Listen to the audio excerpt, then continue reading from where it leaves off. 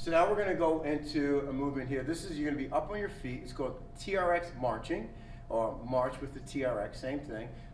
It's a great drill because what you're trying to do is teach a person to work on hip mobility, right? But to maintain core stability, which most people ends up reversing. So they're weak here, and then their hips are tight. We want loose hips, and we want this to be tight. So the TRX is a good drill because we're just using it to get some feedback. So what you're going to do is the person is facing away from their anchor point, and you don't want them leaning. This is a common mistake. You know, as soon as we give people handles, they figure, you know, chest press, I'm going to lean. And this drill, I want you totally vertical.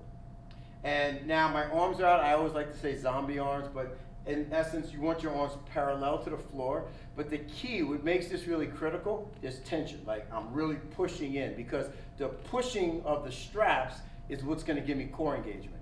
So now I feel this, suddenly this will tighten up a little bit, which is great. So now, just by pressing, my core is turned on. Now I can work on my march, where I'm just going to shift my weight and go from side to side. So you're probably saying, okay, what's the benefit? Again, core is on, and you'll see some people suddenly when their core is on, they have a hard time lifting the leg because their hips, like I said, aren't used to that. So it's a great drill. How high can I bring my leg?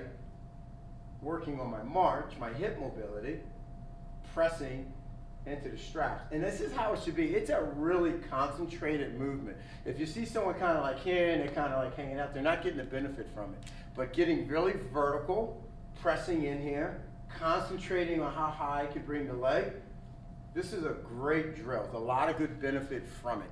So again, TRX marching, again, make sure they're facing away from the anchor point and make sure they're nice and vertical.